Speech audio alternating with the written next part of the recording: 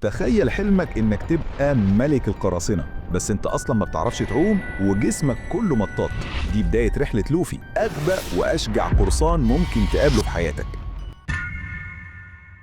الحكاية بتبتدي في يوم مش عادي بالمرة، يوم العالم كله كان واقف بيتفرج ومستني في ساحة إعدام كبيرة في وسط جزيرة اسمها لوك تاون. كان واقف أشهر وأخطر قرصان عرفوا التاريخ، راجل اسمه جولد روجر. الراجل ده ما كانش قرصان عادي، ده كان ملك القراصنة. سنين طويلة وهو بيجوب البحار السبعة، جمع كنوز محدش يحلم بيها، وعاش مغامرات زي الأساطير. والحكومة العالمية والبحرية عمالين يجروا وراه في كل حتة ومش عارفين يمسكوه، بس الكل بداية نهاية. وأخيرا جولد روجر اتمسك، والنهارده هو يوم اعدامه. الساحه كانت مليانه على اخرها، ناس من كل شكل ولون، بس الاغلبيه كانوا قراصنه جايين يتفرجوا على نهايه اسطورتهم. الحكومه كانت فاكره ان باعدام روجر هيخوفوا باقي القراصنه ويقفلوا صفحه عصر القراصنه ده للابد. كانوا بيقولوا في نفسهم خلاص الراس الكبيره هتقع والباقي هيتلم، بس اللي حصل كان العكس تماما. والجلادين بيجهزوا عشان ينفذوا الحكم، وسلاسل الاعدام بتلمع تحت الشمس. فجاه صوت روجر هز الساحه كلها، وبضحكه مجلجله محدش هينساها زعق باعلى صوت وقال: كنوزي، ثروتي، عايزينها روحوا دوروا عليها. انا سبتها كلها في مكان واحد، في المكان العظيم ده، الجراند لاين. يا دوب خلص كلمته والجلادين نفذوا الحكم بسرعه عشان يسكتوه، بس كان الاوان فات. الكلمتين دول كانوا زي الشراره اللي ولعت في كوم قش. فجاه كل القراصنه اللي كانوا واقفين يائسين عينهم لمعت بالامل والطموح، واللي ما كانش قرصان قرر في لحظتها انه لازم يبقى قرصان. الكلمتين دول ما كانوش نهاية عصر، دول كانوا بداية عصر القراصنة العظيم. كل واحد ركب سفينته وطلع يجري على البحر، والكل عنده حلم واحد: يلاقي كنز جولد روجر الأسطوري، الوان بيس، ويبقى هو ملك القراصنة الجديد.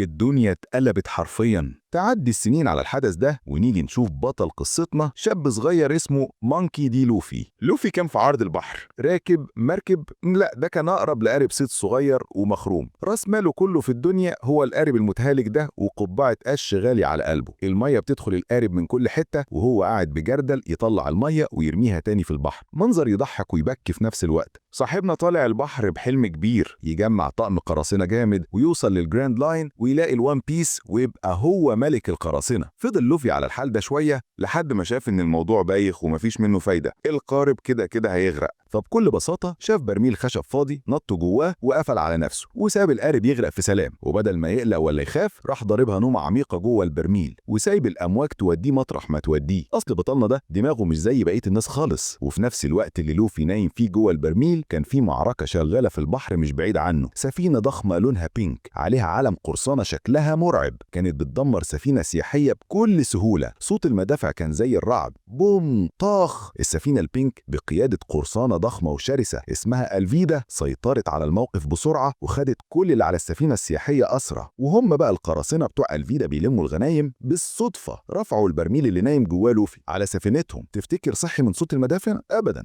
ده كان في سابع نومة. الفيدا اللي كانت معروفة بقوتها وغرورها راحت لقبطان السفينة السياحية اللي دمرتها وسألته وهي بتنفخ فيه: فين صائد القراصنة اللي اسمه زورو؟ سمعت انه في المنطقة دي. كان باين عليها مرعوبة منه وعاملة الهيصة دي كلها عشان تلاقيه وتقتله قبل ما يوصل لها. الراجل الغلبان كان بيترعش من الخوف وقال لها: والله سبناها على جزيرة قريبة اسمها شيلز تاون، ومن ساعتها ما سمعناش عنه أي خبر. بس الفيدا دي ما عندهاش رحمة، وهو لسه بيحلف راحت مدياله بالهراوة الضخمة بتاعتها على دماغه، طيرت وعيه في لحظة وزعقت في واحد من الطقم بتاعها، عيل ضعيف وباين عليه الخوف اسمه كوبي. كوبي ده كان حكايته حكاية، شكله وطبعه ملوش علاقة بالقراصنة، تحس انه مخطوف ومجبر يشتغل معاهم. بالليل وكوبي بينظف السلاح بتاع الفيدا، فجأة البرميل اللي جنبه اتفتح وطلع منه لوفي وهو بيتوب وبيقول نوم عنب. كوبي اول ما شافه ركب وثابت من الخوف وفضل يصرخ: عفريت، حرامي، الحقونا. لوفي بكل هدوء حط ايده على بقه: هتفضحنا، يخرب بيتك، اهدى انا مش هأذيك. بعد ما كوبي هدي لوفي سأله لو عنده اي اكل، الراجل ميت من الجوع. كوبي قال له بحسرة: اكل ايه بس؟ الست المفترسة اللي اسمها الفيدا دي بتاكل الاخضر واليابس. لوفي باستغراب: الفيدا؟ مين الفيدا دي؟ كوبي بصدمة: انت في سفينة القراصنة المشهورة الفيدا. وهنا لوفي بدأ يفتكر ايام طفولته. هو اتربى في قرية صغيرة على البحر، القرية دي كانت محطة استراحة القراصنة كتير، ومن ضمنهم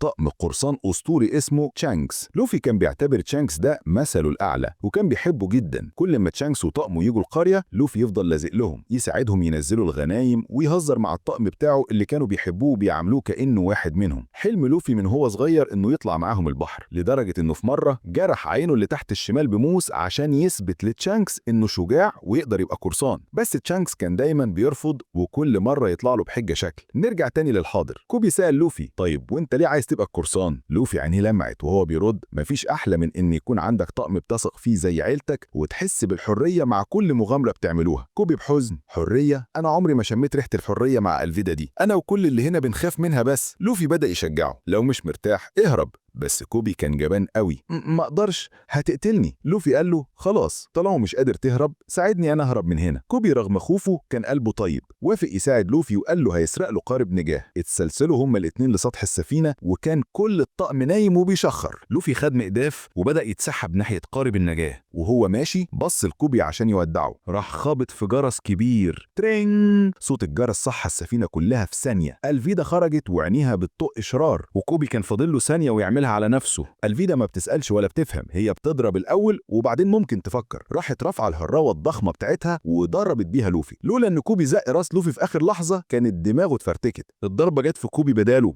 راحت ضربة تانية لوفي اتفاداها، فالضربة جت في واحد من الطقم بتاعها. واحد تاني طلع مسدس وضرب طلقة على لوفي، الطلقة خبطت في بطنه ورجعت تاني للراجل اللي ضربها. هنا بقى الكل اتصدم، ايه الكائن ده؟ طلع ان جسم لوفي مطاطي. لوفي فضل يستغل قوته دي ويلاعب ألفيدا، وهي بغبائها عمالة تضرب يمين وشمال وكسرت السفينة بتاعتها كلها. وفي الاخر لوفي رجع ايده لورا مسافة كبيرة قوي وقال جومو جومو نو بيستول، مسدس المطاط، وراح مديها واحدة بالبنية في وشها طيرتها من على السفينة. الطاقم بتاعها اول ما شافوا المنظر ده اتجمدوا في مكانهم. لوفي بصلهم، حد فيكم عنده اضافة ولا نقفل المحضر على كده؟ كلهم بصوت واحد اقفل يا باشا. لوفي خد قارب نجاة ورمى نفسه هو وكوبي في البحر وهربوا. بعدها بشوية بنشوف المشهد بيتنقل لجزيرة شيلز تاون. هناك بنشوف الراجل اللي ألفيدا كانت بتدور عليه، رورونو زورو، صياد القراصنة الأسطوري. شكله كده ما بيهزرش، معاه 3 سيوف وباين عليه القوة. وهو بيعمل طقوس غريبة ظهر له واحد اسمه مستر 7 تبع منظمة سرية اسمها باروك ووركس. زورو كان عارف إن في حد بيراقبه من فترة فسأله عايز إيه؟ مستر 7 قال له المنظمة بتاعتنا معجبة بقدراتك وعايزاك تنضم لينا. زورو طول عمره بيشتغل لوحده، بيشوف قرصان عليه مكافأة يروح يصطاده ويسلمه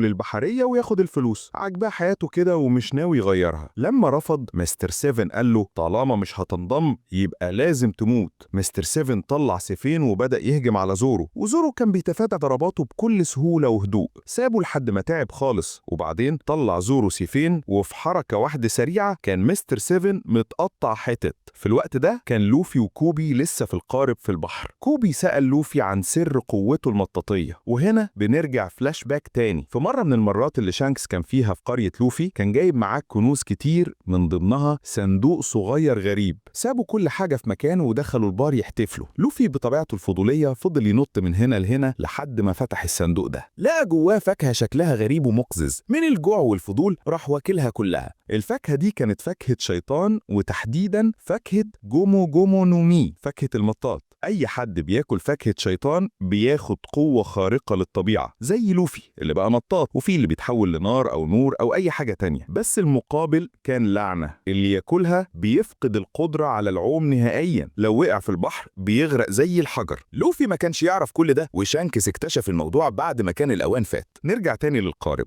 لوفي سأل كوبي وانت يا كوبي ايه حلمك؟ كوبي قال له بحزن حلمي من وانا صغير اني انضم للبحرية، بس شكله صعب يتحقق. لوفي ضحك وقال له صعب ايه يا عم؟ معايا مفيش حاجة صعبة. بص أول مدينة نوصل لها هنتسلل لمقر البحرية اللي فيها، هسرق خريطة الجراند لاين وهساعدك تنضم ليهم. كوبي لما سمع الكلام ده الفرحة نطت من عينيه وفضل يجدف بكل قوته. في مكان تاني خالص في البحر بنشوف بنت جميلة وشعرها برتقالي اسمها نامي. نامي كانت في قارب صغير مكسر وباين عليها انها متمرمطة. بالصدفة عدى جنبها مركب عليه قراصنة 2. نامي بدأت تصرخ وتستنجد بيهم. القراصنة دول لما شافوها طمعوا في صندوق كانت حضناه، راحوا ناحيتها وهي عمالة تتحايل عليهم يسيبوها لها. أرجوكم ده كل اللي حيلتي، هم لما شافوها مصممة عليه طمعوا فيه أكتر، نطوا على القارب بتاعها وكسروا القفل وفتحوه. اتصدموا لما لقوه فاضي بيصفر، ولما بصوا وراهم عشان يسألوها لقوها سرقت المركب بتاعهم وهربت. طلعت عاملة الفيلم ده كله عشان تضحك عليهم وتاخد مركبهم. بنت لئيمة. بعد وقت لوفي وكوبي وصلوا لمدينة الأصداف أو شيلز تاون. المدينة دي كانت مشهورة بمقر بحرية ضخم بيحكمه نقيب مستبد ومجنون اسمه مورجان أبو فأس، عشان إيده اليمين عبارة عن فأس حديد. لوفي كالعادة أول حاجة فكر فيها هي الأكل. دخل مطعم وطلب أكل يكفي كتيبة. وهم قاعدين بياكلوا دخل زورو المطعم وهو ساحب جثة مستر 7 وراه عشان يسلمها للبحرية. بنت صاحبة المطعم الصغيرة ريكا راحت له وقدمت له أكل عملته بنفسها. زورو كان لطيف معاها قوي وفضل يتكلم معاها. فجأة دخل شاب شكله تافه ومغرور، وكان هيلميبو ابن النقيب مورجان.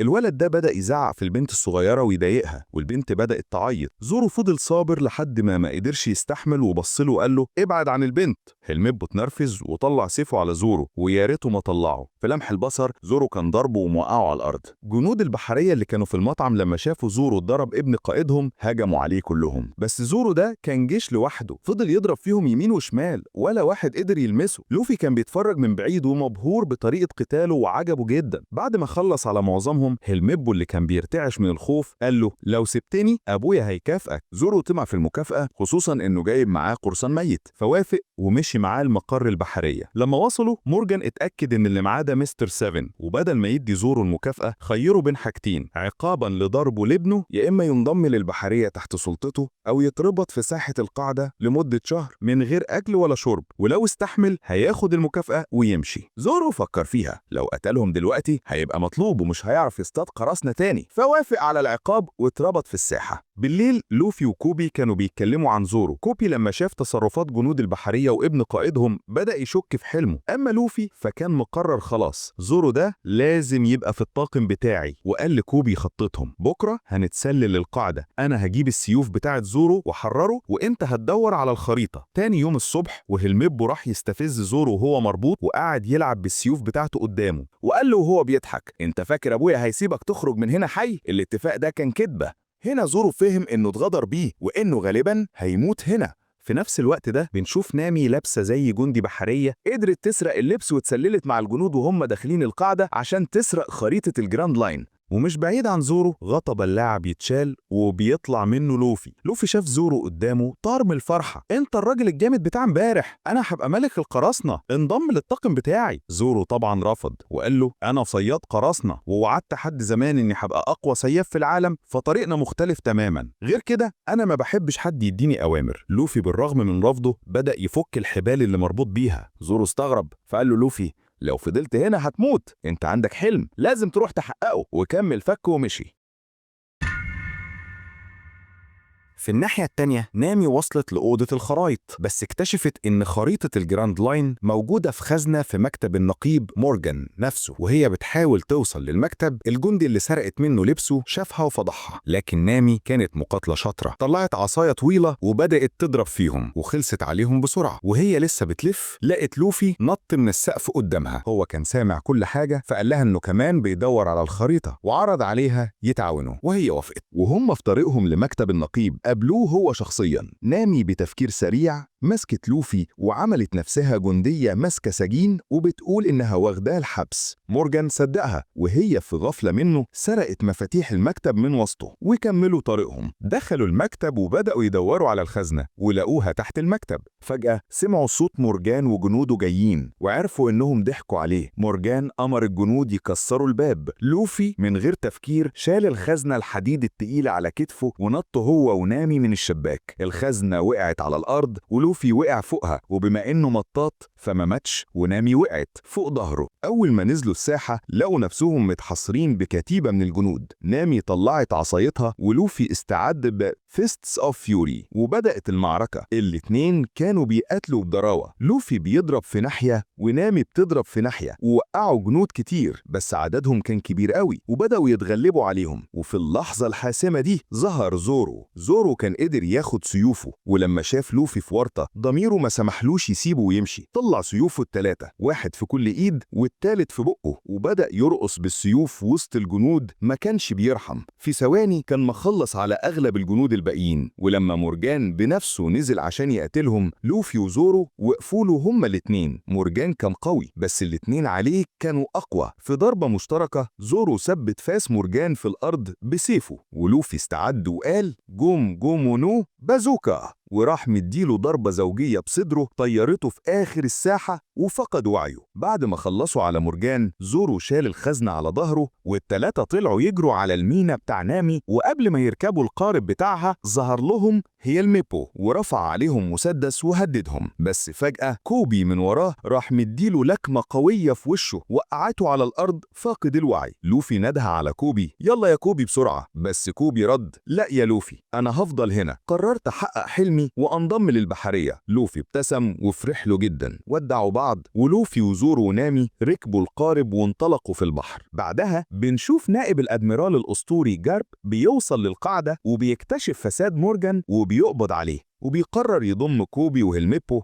تحت تدريبه. الثلاثي بتاعنا بقى في عرض البحر. نامي أخيراً قدرت تفتح الخزنة وطلعت منها خريطة الجراند لاين، وبينما هي بتشرح لهم الطريق فجأة مدافع اتضربت عليهم. بس دي ما كانتش قذائف عادية، دي كانت قنابل بتطلع دخان وردي ليه تأثير منوم. واحد ورا التاني بدأ يغمى عليهم. نامي وبعدها زورو في آخر لحظة قبل ما يغمى عليه خطف الخريطة وحطها في هدومه. لما فاقوا لقوا نفسهم محبوسين في سيرك كبير. اللي قبض عليهم كان طقم القرصان المهرج باجي ده كان مهووس بالكنوز والخرايط، وكان بقاله سنين بيدور على خريطة الجراند لاين. لما عرف إنها معاهم حبس زورو ونامي وكتف لوفي وبدأ يهدده عشان يعرف مكان الخريطة. في نفس الوقت ده بنرجع لكوبي وجارب. جارب عرف قصة لوفي من كوبي وفهم إنه مختلف، وعرف كمان إن لوفي سرق خريطة الجراند لاين من مورجان. نائب الأدميرال نسي موضوع المنظمات الإجرامية اللي كان بيحقق فيها، وقرر يركز كل مجهوده على القبض على القرصان الصغير أبو قبعة قش. يعني لوفي بقى على رادار واحد من أكبر رؤوس البحرية. وكمان خبر سرقة الخريطة وصل لباجي اللي هو أصلا كان بيدور عليها، وبدأ هو كمان يدور على لوفي. يعني من كل حتة الدنيا ولعت على دماغ لوفي. نرجع للسيرك. باجي عمال يستجوب لوفي اللي رافض يتكلم. لما باجي شاف قبعة القش اللي لابسها لوفي اتجنن، قال له القبعة دي بتاعت شانكس. لوفي اتصدم، انت تعرف شانكس؟ هنا باجي بدأ يحكي واتضح ان هو وشانكس كانوا متدربين في نفس طقم ملك القراصنة جولد روجر نفسه. بس باجي كان بيكره شانكس كره العمى، وبيقول انه السبب في تدمير حياته، وهدد انه لو شافه هيقتله. لوفي لما سمع حد بيشتم في مثله الأعلى اتعصب جدا وفضل يشد في جسمه المطاطي لحد ما فك نفسه من الحبال، وراح مدي الباجي لكمة قوية فصلت راسه عن جسمه. لوفي افتكر انه قتله، بس فجأة راس باجي طارت في الهوا ورجعت لزقت في جسمه تاني. طلع ان باجي كمان واكل فاكهة شيطان بارا نومي، فاكهة التقطيع اللي بتخليه يقدر يفصل أجزاء جسمه ويتحكم فيها. باجي وهو بيضحك استخدم قوة فاكهته وغيب لوفي تاني بغاز منوم. في القفص زورو ونامي كانوا بيحاولوا يهربوا. مساعد باجي واحد بهلوان اسمه كاباجي كان بيرمي سكاكين على زورو وهو بيلف على عجلة دوارة. بالغلط سكينة منهم قطعت جزء من الحبل اللي مربط زورو، وبمساعدة دبوس شعر من نامي قدر يفك نفسه خالص، وراح ماسك كاباجي ده وخلص عليه. زورو ونامي انطلقوا عشان ينقذوا لوفي كان فاق ولقى نفسه محبوس في قفص زجاجي، وباجي عمال يملاه بمية البحر عشان يغرقه ويضعف قوته. لوفي وهو بيغرق بدأ يفتكر ذكرى تانية مع شانكس. فلاش باك تاني أخير، اليوم اللي لوفي أكل فيه فاكهة الشيطان. دخل شوية قطاع طرق البار وبدأوا يهينوا شانكس كبر دماغه، بس لوفي ما استحملش وراح يتخانق معاهم. زعيم قطاع الطرق مسك لوفي وطلع بيه على البحر ورماه عشان يغرقه. وهو بيرميه ظهر وحش بحري ضخم أكل زعيم قطاع الطرق في قطمة واحدة، وكان هياكل لوفي. في آخر لحظة شانكس ظهر وأنقذ لوفي، بس في المقابل الوحش كان أكل دراعه الشمال. لوفي فضل يعيط ويتأسف له إنه كان السبب في إنه يفقد دراعه. وفي اليوم اللي شانكس كان مسافر فيه خلع قبعة القش بتاعته وحطها على راس لوفي، وقال له خلي القبعة دي معاك، ولما تبقى قرصان عظيم ابقى رجعها لي. دي كانت ذكرى تأسيس حلم لوفي. نرجع للواقع. لوفي كان خلاص بيغرق، بس زورو وصل في الوقت المناسب وحرر لوفي من القفص، وبدأت المعركة النهائية ضد باجي. لوفي كان بيلاقي صعوبة في قتاله عشان جسمه بيتقطع، لكنه فكر في فكرة عبقرية. زعق لنامي وزورو وقال لهم يجيبوا صناديق فاضية، وكل ما باجي يرمي جزء من جسمه عليهم ايده ورجله كانوا بيحبسوه جوه صندوق ويقفلوا عليه. حبسوا ايديه ورجليه وجذعه، وما بقاش فاضل غير راسه وكفوفه واقدامه. لوفي رجع ايديه لورا وقال جومو جومو نو بازوكا، وراح ضارب اللي فاضل من جسم باجي وطيره بعيد في السماء. كده تخلصوا من باجي ورجالته وانقذوا اهل المدينة اللي كان باجي محتلها،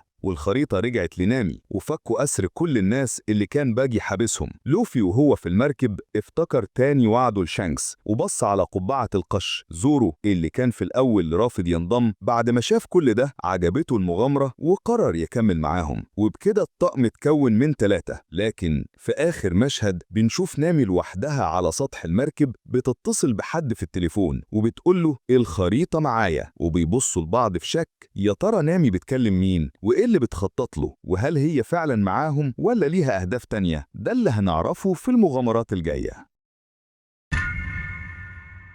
وطبعا السؤال اللي هيحيرنا كلنا، يا ترى نامي كانت بتكلم مين؟ وهل هي معاهم بجد ولا بتلعب بيهم؟ وإيه حكاية الكنز الأسطوري الوان بيس ده؟ عشان تعرف الإجابات دي كلها لازم تنضم لطاقم القراصنة بتاعنا. لوفي نفسه بيبصلك وبيقولك أنا بدور على طاقم جامد عشان أبقى ملك القراصنة، أنت شكلك جامد لازم تنضم لينا. يعني من الآخر كده دوس على الزرار اللي تحت ده واعمل جومو جومو نو سبسكرايب، يمكن لما تعمل كده ألاقي حتة لحمة أكلها أخيراً. زورو بقى بيقولك على جنب كده وهو بيحط سيوفه في مكانها، ما تتوهش زيي وتنسى الحلقة الجاية هتنزل إمتى. اعمل اشتراك وفعل الجرس عشان يجيلك إشعار بدل ما تلاقي نفسك في جزيرة تانية خالص بتدور علينا. أما نامي فبتغمز ليك وتقولك المعلومات اللي جاية دي كنوز تساوي ملايين، بس عشانكم الاشتراك ببلاش. استغلوا الفرصة قبل ما أغير رأيي وخليها بفلوس. استنونا في الأجزاء الجاية من مغامرات قراصنة قبعة القش، عشان اللي فات ده كان حمادة واللي جاي حمادة تاني خالص. سلام يا أحلى طاقم.